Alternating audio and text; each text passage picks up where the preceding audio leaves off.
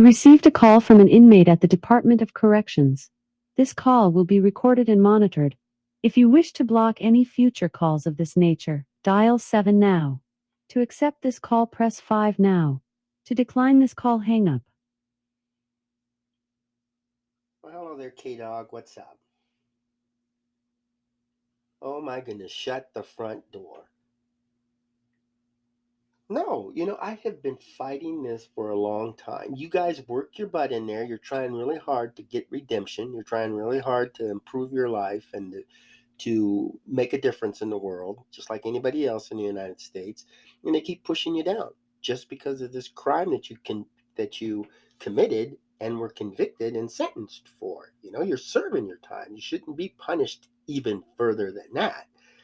And now, with you going through, getting classes and taking courses and staying out of trouble, you would think it would pay off. You would think somebody would notice that and give you a little bit of recognition. It's about time I heard something positive about that. I know. I know. It is tough for you guys. You get out and there's nobody there to support you, and everybody keeps bringing up the past. And you'll get to lectures and you'll talk to people who are mentors and community leaders, and they're talking about that we learn from our past and we move on. We have to. Even people who are former alcoholics and drug addicts, that's something that they're proud to announce, that they've been without this addiction for years, and each day is a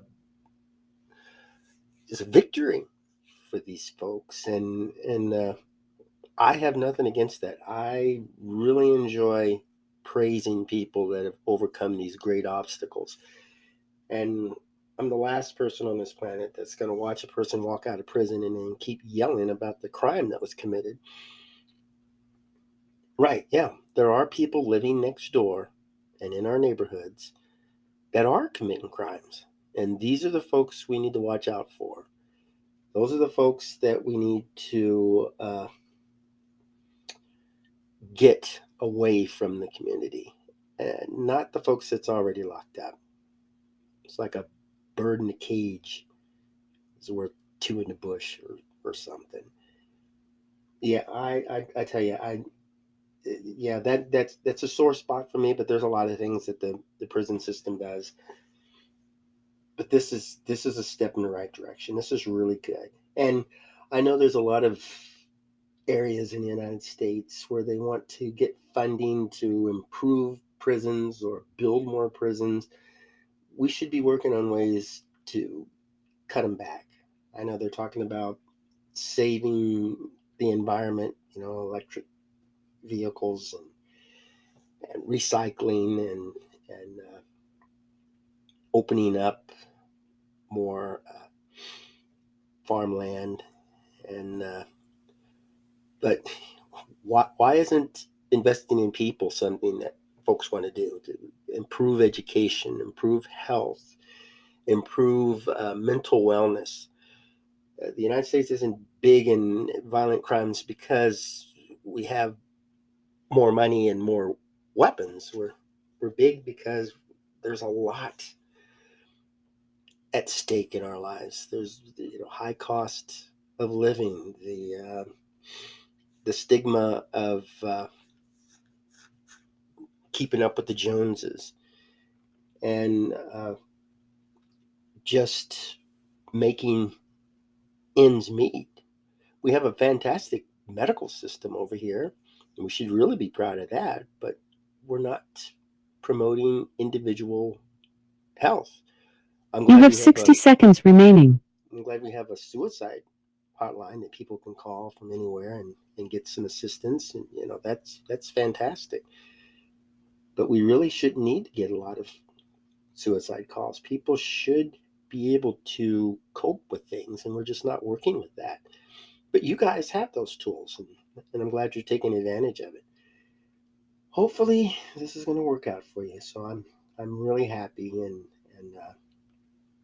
I'm looking forward to you sharing that You knowledge have 30 seconds remaining. with other people, especially your family. They really need to hear this. But kudos to you for completing those courses and staying out of trouble. And I look forward to our next conversation. I'm sure you'll have even better news. Good. Yes. You have a nice day too. And thanks for the call. Oh, my pleasure. Take care of yourself.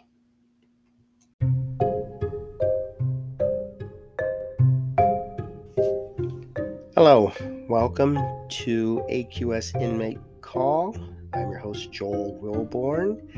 And this episode concerns redemption. I guess that's the best word to describe it. It's where we tend to knock people down once they fall. Now, I'm not saying the United States or people in general like to knock people down and then keep them down. I mean, we do have people that do that. I'm just talking about those that are good people, have a good heart, good intentions, and they'll go to court and testify against people that have broke the law or committed some kind of harm to the community, and they want the people to get locked up, do the time for the crime. And I'm all for that. It's just that, what do we expect? What do we want from this? And I think that's the thing that's being overlooked in here. We are getting this terrible misconception and we're being misled into thinking that when a person commits a crime, we just lock them up. And I guess they're thinking everything's going to be okay with them off the street. They're not thinking, could they continue to commit crimes in the prison? Could they continue to decline in their physical health, mental health? Are they being useful? There's a lot that folks aren't thinking about. Just lock them up. And there's far more to it than that. I really can't see any situation where locking people up is going to make things better. Now, there are a few crime stories I read about where folks commit a terrible crime, that's like a rape, murder, beating people, torturing people, and we catch these folks and lock them up. And of course, the families in the community, they don't want them out there with them. And you'll talk to these people who've committed these crimes, and they'll say, if you hadn't caught me, I would have continued to do it. And many of them really would continue to do it. I was on a jury that locked a person up that we really felt would get out and continue to commit crimes. And when you give a person a chance and the person doesn't want to respond in a positive way, prison is the best thing for them. And that's a hands down thing. Even when I speak to multiple incarcerated people, I'll get the general consensus that there are people in prison that belong there and should not be out. Even some of the most hardcore criminals say these people should not be back out on the street.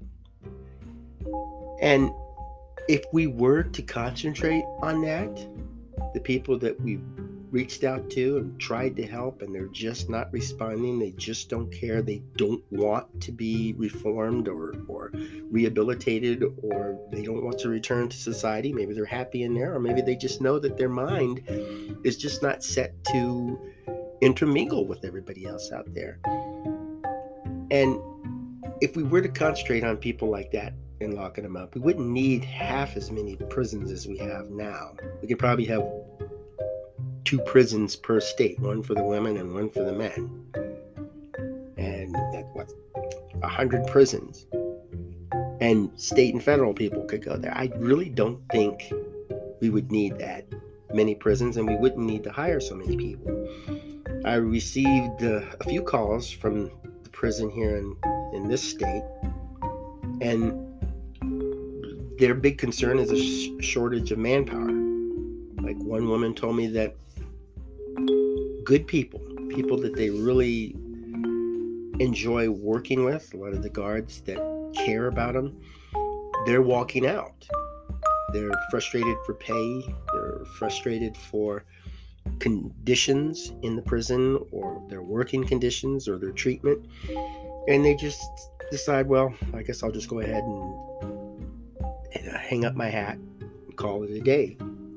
And then they're paying or giving a greater pay to get people to go to the prison and be prison guards. And I know you can see we're hiring for the Department of Corrections quite often. And yeah, that's all fine and dandy, but if you don't have that many prisons, you're not going to need that many staff members. And if you don't have that many prisoners, you're not going to need a lot of prisons in the first place. So to me, it's like, duh. Why don't we reduce the prison population, which in turn will reduce staffing, reduce cost, and reduce crime? Why do we need to concentrate on building more? And then instead of fixing the problem, which is, people are the problem, we tend to work on the tool. When I first got to this city, I was house hunting, and I went to this house. It had like green carpet and orange trim and brown walls. It was just an atrocious house. And the realtor said, the guy, bless his heart, was colorblind, and he built that house. Well, why would a colorblind person build a house? I'm sure there's some that can do it, but this guy was just terrible. It looked like a cartoon house. And the structure itself was nice. It's just, and you could easily work around the color coding and stuff on it. But if you're going to go out and you're going to sell houses, and you want people to buy the houses from you, you're going to want to present a house that meets their needs. You're going to want to sit down with them and talk to them and say what kind of house you're looking for. And in this particular case, it was an inexpensive house in a nice neighborhood, so it had our expectations. It's just that we never mentioned that we wanted it color coded, or we wanted marble floors or anything like that. And of course, the next time we went out looking, we had to be a little more specific. But I can understand that. They could go to the builder and say, you're colorblind and you're building these houses. Maybe you should hire someone to just kind of back it up for you, let you know that these color schemes work or don't work. Or maybe you should just think about an early retirement. But going around and saying we're going to take away green carpets and orange paint, how is that going to fix the problem of ugly houses? It's not AR-15s that's killing people. It's not knives and guns. They've never, I'm going to say this with all confidence, a weapon has never killed anybody. A knife, a pistol, hands, feet, when they're used as weapons, these have never killed people. It's the people who pick up the weapons. We have infants that pick up a gun. I've been around many infants, and they love to explore. They love to touch and hold and stick things in their mouths and move things around and pull things down because of curiosity. That's the human nature. That's what we do. We learn, and then we're supposed to be scolded for it and taught the right thing to do. So by the time we become adults, all that's gone. But it's a process we go through. And what's happening out here is the people, when they're going through this process, we're not backing it up. We're not following up on it. We're not trying to offer something that can help deter all this negative activity. And I would say if you were to get rid of all the people on the planet, you wouldn't have any more murders. And you can have billions of knives sitting in a room, but there's nobody there to pick it up. Just like that old saying, if a tree falls in the forest and there's nobody there to hear it, does it make a sound? If a knife is in a safe and there's nobody there to pick it up, will it kill anybody? How many people fear being killed by a knife? And you're not going to hear them bump in the night. You're not going to hear them scooting across the floor.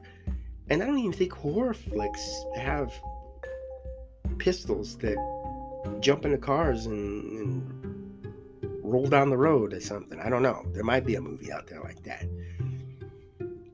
It's usually the people, and you'll see characters with a ski mask on, or carrying a chainsaw, or somebody that's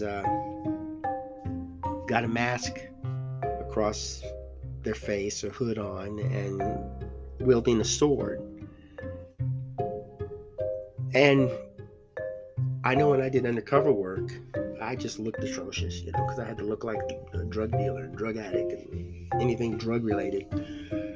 And some of the folks that love to stereotype people would see me and want to get out of the way.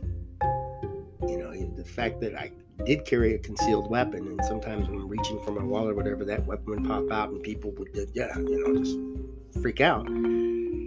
But it's not the weapon, it's the fact that I'm carrying a weapon. And if I walk into a pawn shop and I see weapons behind the counter, I'm not going to shiver and shake and run out. And I've known women that were abused by somebody, and like one woman I knew, she was abused by a man who had a mustache. And so she tended not to be attracted to men with mustaches. And that's her personal demon. And that's easier to understand.